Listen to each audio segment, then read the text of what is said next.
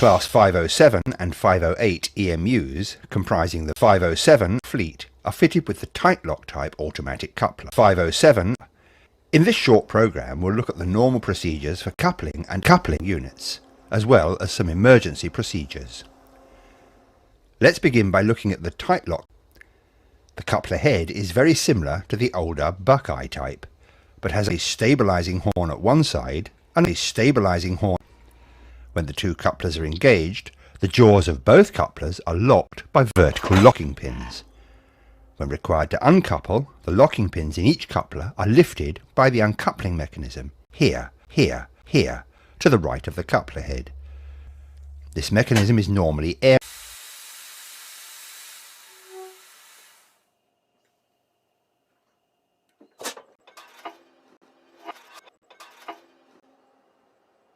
However, the coupler can be manually unlocked by lifting the mechanism with the manual uncoupling bar.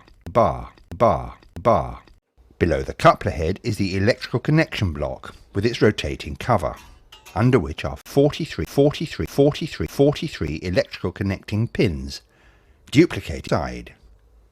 In the centre of this block, at the top and bottom, are two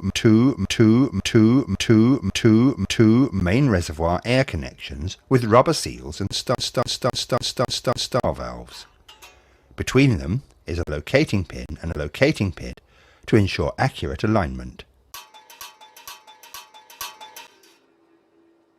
To the right of the coupler, below the uncoupling mechanism, is the drum. Normally operated from within the cab, this drum switch has a couple position. The electrical pins in the coupler block are live, and the couple position, the pins are dead.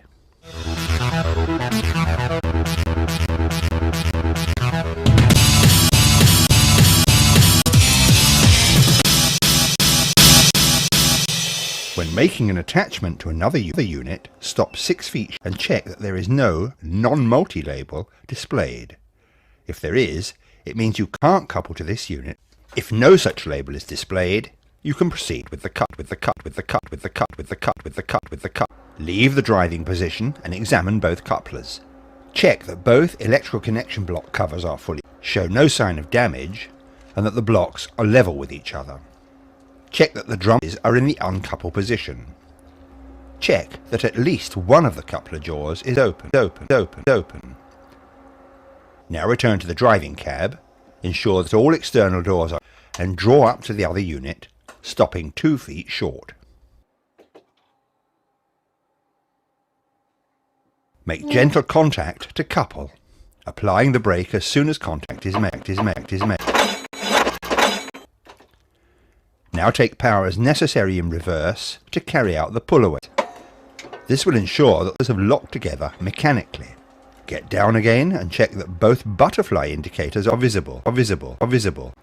You should be able to see daylight between the butterfly and the coupler body. These indicators tell you that the coupler lock pins are properly engaged.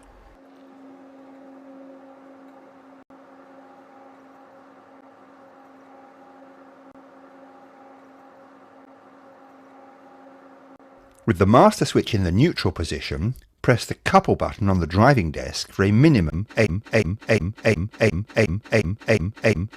seconds. If possible, have another look, checking that the switches are in the coupled position and that both butterfly indicators are still visible. You can now return to your cab, but before you shut down, check that the brake releases, all doors open, and that the unit takes power. Markers and cab lights, and secure the cab.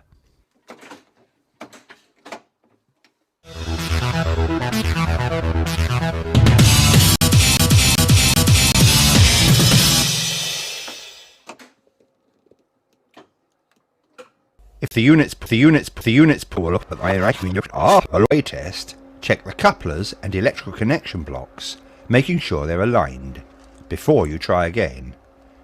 Try opening the jaws of both couplers. If the units still won't couple mechanically, try again from the other. Don't forget that standing on a curve can cause coupling problems. Try repositioning the units. You may need the signaler's permission to do this. If the units couple mechanically, the pull-away test is satisfactory, but the electrical connection fails, you won't be able to release or apply the brake on the other unit.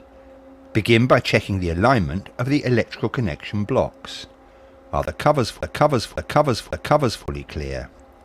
Check the position of both drum switches. They should be in the couple position. If you still can't release the brake, have a look at your fault finding charts. You may have an electrical fault on one of the units.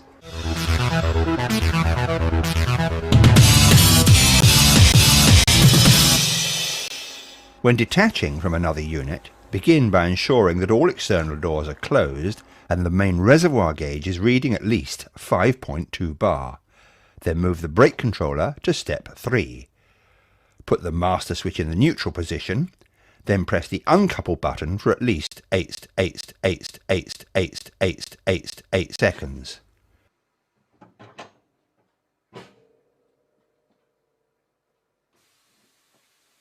You may also need to reset the trip cock. It's in the cupboard below the offside window.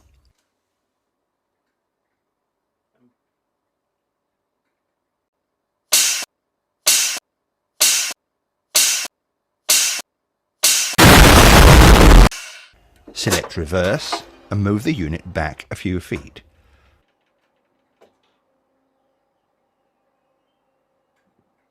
Finally, visually check that the electrical connection block covers have fully closed.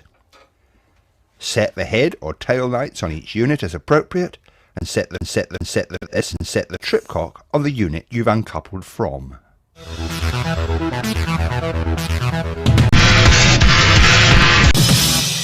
If the units fail to part when carrying out the normal uncoupling procedure, you'll need to ease up to reduce the coupler tension. Place the brake controller in step 1, the master switch in the forward position. Take power, then release the brake. You should feel the unit push into the other unit.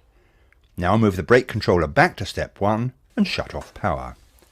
Press the uncouple button again for 8 seconds and move the units apart.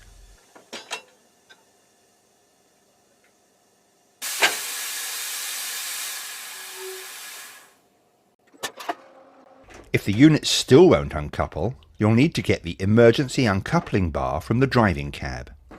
However, before you go any further, remember that you may only go in between units where it's safe to do so, clear of any conductor rails. If there is a conductor, you'll need a current isolation.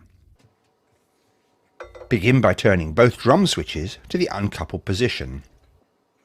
Then use the bar to smartly lift the uncoupling mechanism.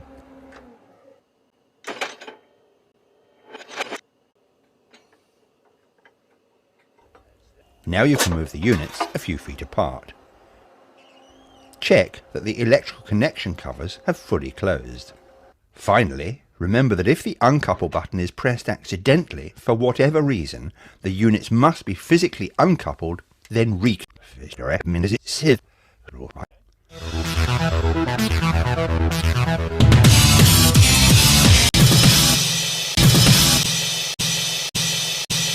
If you require to couple to a failed unit purposes, it'll be necessary to maintain both drum switches in the uncoupled position.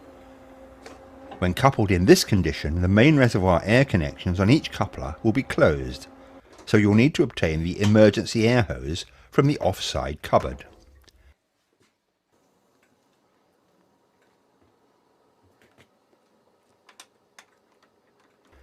Plug one end into the Schrader valve on your unit, pass the hose over the couplers and plug the other end into the Schrader valve on the failed unit. Don't forget to open each of the main reservoir air behind the Schrader valves.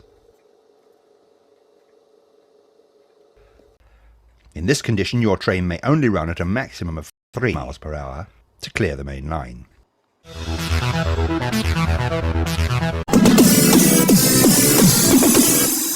In the final part of this program, we'll look at some of the coupler defects to look at. These are the most likely causes of problems when coupling or uncoupling two units. As we saw earlier, the air connections have rubber seals.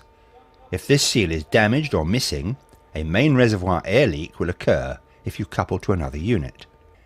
If any part of the coupler head or under the coupler is damaged or deformed, it may be impossible to couple, or, worse still, the couplers may be in service.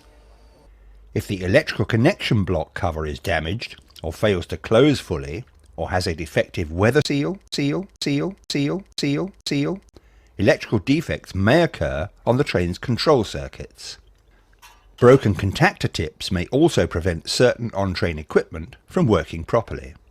If the electrical connection block itself is damaged or misaligned, it will be impossible to achieve a proper attachment of two units. Finally, this program is intended to highlight the coupling and uncoupling procedures for Merseyrail Class 507 and 507